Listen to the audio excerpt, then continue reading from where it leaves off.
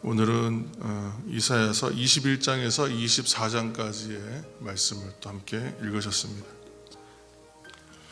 네, 계속 날씨가 이제 환절기라서 기온차가 굉장히 심해서 특히 아이들이 요즘에 기침하는 일종의 이제 독감처럼 그렇게 애들이 많이 이제 병원 가야 되는 애들이 많이 생긴다고 하는데 여러분들 건강에 유의하시고 계속 이제 말씀 또 읽어 가시면서 또 영적인 건강에도 또 우리가 신경 쓰는 그런 신앙의 환절기를 또한 맞이하시길 예수님 이름으로 축원합니다. 오늘 성경에서 이제 바벨론을 향해서 바벨론에 대해서 지칭하여 이제 명칭을 쓸 때에 여러 명칭을 씁니다. 바벨론 이렇게 하고 또 갈대아 또는 시날 또 오늘처럼 이제 해변 광야 또는 무라다임 땅 이런 표현들이 이제 쭉 나오는데, 그래서 오늘 21장 1절 말씀에 보시면 이제 해변 광야는 이제 바벨론을 향한 말씀인 것이죠. 13장에 한번 바벨론에 대해서 멸망에 대한 말씀 한번 선포가 있었는데 오늘 이제 21장의 두 번째 이제 선포의 말씀이 나오고 있습니다. 근데 이 당시에는 바벨론은 신흥 강대국으로서 성장해 가고 있고 세력이 올라오고 있는 중이었기 때문에 이들이 멸망할 것이라고 상상하기는 참 어려운 일입니다. 지금은 그때가 아니죠. 근데 그러나 이제 장차 있을 일을 이제 선포하고 있는 것입니다. 그러나 이렇게 강성한 바벨론도 하나님의 심판의 막대기로서 도구의 역할로서 감당되는 것이지, 이 모든 것이 결국은 하나님의 백성으로서 남유다를 위한 남유다 중심, 하나님의 백성들을 백성되게 하기 위한 일들로 사용하시는 역사의 부분이다. 성경은 그런 관점에서 지금 얘기하고 있습니다. 그래서 하나님의 목적은 남유다 곧 하나님의 백성들이 열방을 향한 제사장 나라가 되는 것, 그것이 이제 하나님의 뜻이죠. 근데 오늘 이제 22장에 보면 이제 환상의 골짜기, 그렇죠? 여러분 22장 보시면 환상의 골짜기에 관한 경고라 이렇게 22장 제목이 되어 있는데, 예전 성경에는 이제 이상의 골짜기 그랬습니다. 그래서 영어로 하면 그냥 비전이에요, 비전. 그래서 하나님께서 보여주시는 어떤 환상을 본 거예요, 지금. 그래서 그 환상의 골짜기는 예루살렘 성 자체가 이렇게 높은 이제 지대에 솟아 있는 지역에 이렇게 천연의 요새처럼 되어 있잖아요. 그래서 거기에 이제 올라가기 위해서는 옆에 그러면 지대가 높다는 얘기는 옆에 이제 골짜기처럼 패인 곳이 있거든요. 그래서 예루살렘 이 뒤편을 이제 흰놈의 골짜기라고 하고, 지금은 아마 성을 더 확장하면서 그 골짜기를 메웠다고 그러던데, 그래서 아마 그 가운데가 아마 옛날에는 중앙 골짜기라고 하고 이제 골짜기 이렇게 있습니다. 근데 그래서 환상의 골짜기, 지금 이제 환상으로 보는 골짜기 얘기가 나오는 것은 이것은 이제 예루살렘을 가리키는 거다, 이렇게 생각하시면 되겠습니다. 그래서 지금 환상의 골짜기인데 예루살렘은 그렇게 높이 솟아있기 때문에 골짜기 지역이 존재하는 것이고, 그래서 한마디로 예루살렘을 가리킨 것이다. 그런데 지금 이제 열방을 향한 메시지가 쭉 선포되다가, 그렇죠? 23장까지 이렇게 쭉 선포되는데 그 중에 갑자기 이제 예루살렘에 대한 이야기가 나온 거죠. 그런데 이제 말씀을 보시면 22장 3절 말씀을 한번 읽겠습니다. 22장 3절. 예, 3절입니다. 3절 함께 읽겠습니다. 3절. 너희 관원들도 다 함께 도망하였다가 화를 벌이고 결박을 당하였고 너의 멀리 도망한 자들도 발견되어 다 함께 결박을 당하였도다. 아멘. 지금 이게 위기가 닥치고 전쟁이 오고 어떤 멸망의 시기가 다가오니까 1절에 보면 막 지붕에 올라가고 지금 사람들이 좀 난리가 난 거예요. 막 도망치는 건데, 숨고 도망치는 장면들인데 22장 3절 말씀 보시면 그래요. 심판은 누구에게나 있는 것이에요. 누구에게나. 이것이 지금 심판이 있다고 하면 우리가 생각하기에는 하나님의 사람들에게는 그날은 축제고 심판당하는 죄인들에게는 정말 심판과 멸망의 날이다. 우리 이렇게 이분법적으로 생각하니까 간단하지만 실제로는 모든 사람이 심판의 자리에 있게 되는 거잖아요. 사실은 심판의 시기를 맞이하면 모두가 심판의 대상이 됩니다. 근데 거기에서 선별되는 것이지, 우리가 그 심판당하는 장면들을 그럼 보지 않겠습니까? 그 상황들을 아마 접하게 될 것이란 말이에요. 근데 그렇게 해서 누구나 예외 없이 심판의 대상이 된다. 다 함께 결박된다라는 지금 말씀을 주시고 있는 것이고, 이제 12절 말씀 보시면 12절 말씀을 보시면 그날의 주 만군의 여호와께서 명령하사 통곡하며 애곡하며 머리털을 뜯으며 굵은 배를 띠라 하셨거늘 그랬어요. 그러니까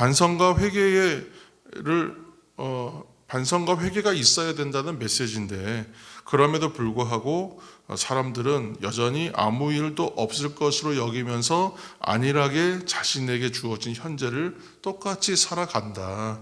그렇게 되면 어떻게 되겠어요? 용서의 기회를 상실하게 되는 거죠. 그러니까 오늘날 우리가 그 코로나 시절을 맞이하면서 우리 교회에서 이제 얘기할 때 많은 분들이 실제로 얘기하고 있습니다. 많은 목회자들도 얘기하고 있고 많은 성도들이 동의하실 겁니다. 지금은 정말로 하나님께서 옥석을 가리는 시기다. 지금 2년 가까운 이러한 시간들이 갑자기 이 멈춤의 시간, 브레이크 당하는 시간이 과연 있었을까? 그럴 일이 없었거든요. 이 시간이 아니었으면 이렇게 멈출 수가 없었어요. 그런데 이 시간들을 통해서 하나님께서 그러면 어떠한 일들을 우리에게 주시는가? 우리가 고민해야 되는 거잖아요. 발견해야 되는 거잖아요. 그런데 그냥 그 자리에서 그냥 자신이 하던 대로 그냥 살아가는 거예요, 사람들은. 특별한 어떤 변동 없이 또 적당히 불평하면서 또는 적당히 즐기면서 그렇게 자신에게 주어진 현실들 그냥 살더라는 거예요. 근데 하나님께서 어떠한 경고에 또는 이사야 선지를 통한 무슨 이런 상징 행동 같은 것들을 메시지를 주신다면 그 메시지를 받는 우리들은 어떻게 해야 되겠습니까? 때로는 반성, 때로는 돌이킴, 때로는 회개, 어떤 하나님께 주시는 메시지를 따라가야 된다는 것이죠. 근데 그렇게 하지 않기 때문에 기회가 없다는 거예요. 하나님이 가만히 계시느냐? 그렇지 않아요. 계속 말씀하고 계시고 보여주시고 행하기를 또 기다리시고, 하나님의 열심은 기다리시는 것도 하나님의 열심이지 않습니까? 왜냐하면 참으시는 거잖아요. 얼마든지 지금 상황을 끝내실 수 있는데 기다리시는 거예요. 왜요? 다 돌아와야 하기 때문에, 반성하고 회개해야 되기 때문에. 근데 이제 오늘 그 대표적인 사람 이제 이름이 두 명이 나오는데 셈나와 엘리야김 두 사람이 나옵니다. 그러니까 셈나가 최고위직이에요. 지금 나라의 어떤 국고를 맡은 사람. 그러니까 지금 나라의 운명을 쥐고 있는 사람 중에 하나라고 봅니다. 그런데 이 최고위직에 있는 정치인인데 셈나가 뭐 하고 있냐면 아수르한테 이제 아수르의 아마 협상 대상으로 이 사람이 갑니다. 역사적 내용을 보면. 그런데 아수르를 딱 만나고 접하는 순간 완전히 겁에 질려요. 야, 우리가 상대가 안 되는구나. 벌벌 떨다가 그냥 끝나요. 그리고는 와서 뭐 하냐면 국고를 다 털어가지고 애굽한테 줍니다. 무기도 사드리고 용병도 사드리고 아마 그랬던 것 같아요. 그래서 애굽한테 의지해서 전쟁 준비해요. 왜냐하면 그렇게라도 안 하면 안 될 것 같아서. 그러고 나서 오늘 말씀해 보면 뭐라고 하냐면 그런 중에 자신의 죽을 무덤을 호화롭게 꾸미고 있더라. 이거 도대체 무슨 행동인지 이해가 안 되는데 지금 정신이 나간 거예요, 이분이. 그러니까 지금 이 모든 것을 한마디로 말하면 뭐냐면 그냥 자기 무덤을 파고 있다. 자기 묘실을 호화롭게 꾸미고 있는 이런 지금 말도 안 되는 행태를 하고 있는 거예요. 나라의 책임질 위치에 있는 사람이. 그러니까 자신과 또는 나라와 자신과 가문의 몰락을 재촉하는 한심한 일을 하고 있지 않느냐. 지금 그렇게 지금 선포하고는. 또 그를 대신하여 마지막 희망이라고 하면서 엘리야김을 세웁니다. 하나님께서 엘리야김에게 아주 큰 기대를 하셨어요, 보니까. 그래서 나라의 운명을 감당할 단단한 박힌못이 되게 하겠다 그랬어요. 거기에 그랬는데 말씀을 잘 보시면 그냥 부서져요.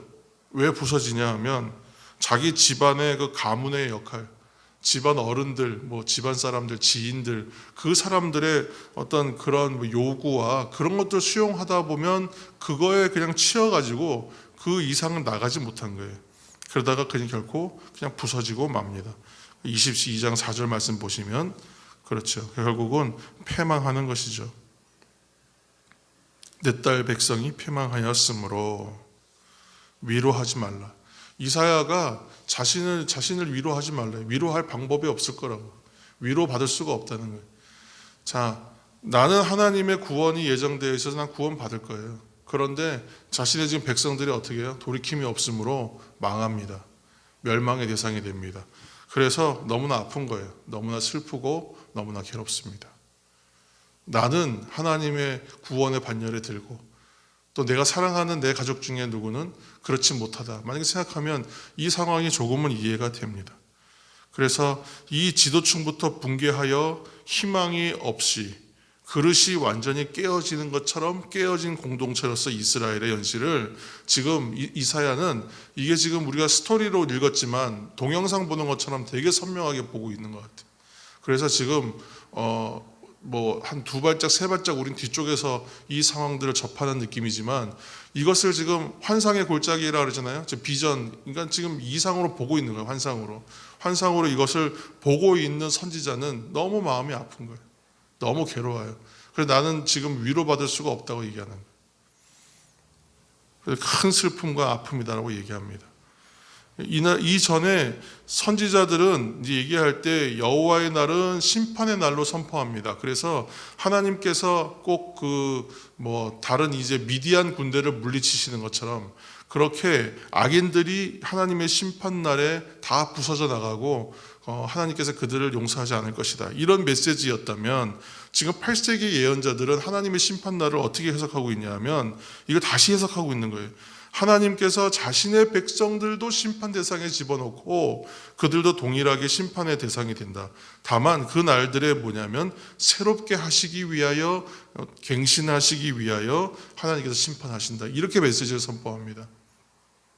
안심하지 말라는 말이 될 수도 있고 모든 사람들이 하나님의 그 심판의 주권 안에 놓여 있다는 것을 다시 한번 확인시키는 말씀입니다. 그래서 오늘 제가 이제 우리가 어제였던가요? 계속 하나님께서는 조용히 감찰하신 하나님이다 이렇게 말씀드렸었는데 그 말씀을 잘 묵상해야 됩니다.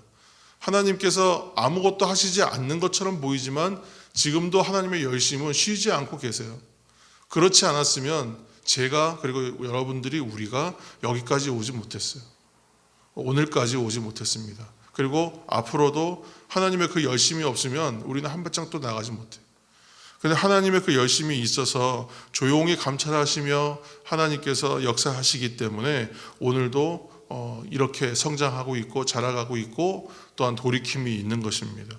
그래서 하나님께서 지금 당장은 개입하시지 않는 것 같지만 그러나 오늘도 이뤄가시고 계신다. 그것을 생각하시고 하나님의 그 열심 아래 우리가 놓여져 있음이 참 기쁘고 감사한데 오늘도 금찬 기도회가 또 준비되어 있지 않습니까? 그래서 그때 우리 기도할 때에도 그래서 우리는 오늘도 묵묵히 복음의 씨앗을 뿌리는 것이고 또한 묵묵히 기도를 심어가는 것입니다. 결국은 그 일들이 다 하나님의 뜻 가운데서 반드시 이루어질 것이라는 것을 우리는 확신하면서 그 일을 하고 있는 것이죠. 그래서 오늘은 보람이 없어 보여요. 내일도 열매가 생길 것 같지가 않아요. 그러나 우리는 그 일들을 할 수밖에 없어요. 왜냐하면 하나님의 열심은 그 일들을 원하고 계시고 그리고 오늘 이제 그 일들을 통하여 결국은 열매 맺는 날이 확실하게 올 것이기 때문에 우리는 할 수밖에 없는 것이죠. 그래서 하나님의 열심이 이끌어가고 있는 방향 안에서는 사람들은 돌아옴이 있어야 됩니다. 그리고 하나님은 회복하기를 기다리십니다. 그리고 서로 사랑하고 성장하고 성숙해 가기를 기다리십니다.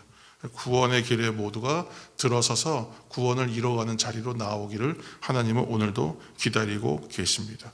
하나님께서는 니느웨의 그 백성들과 가축들마저도 아끼셨던 분입니다. 오늘 이 시대에 하나님의 사람들로 나오기를 얼마나 기다리시겠습니까? 그래서 우리 성도들에게 힘들고 어렵지만 또한 하나님께서 또 때로는 구령의 열정을 주셔서 영혼들을 불러 모으는 일 또한 감당케 하실 것입니다. 하나님의 때가 되었을 때에 그 메시지들을 잘 발견해서 지금 이사야 선지자가 환상의 골짜기에 대한 메시지를 환상을 보고 있는 것처럼 그렇게 우리가 선명하게 보면서 하나님의 뜻을 또한 이뤄가는 시간들도 있을 것입니다. 하나님의 말씀을 복음을 오늘도 심어 가시고 또한 아버지 기도를 심어 가시는 저와 여러분 되시기를 예수님의 이름으로 축원합니다.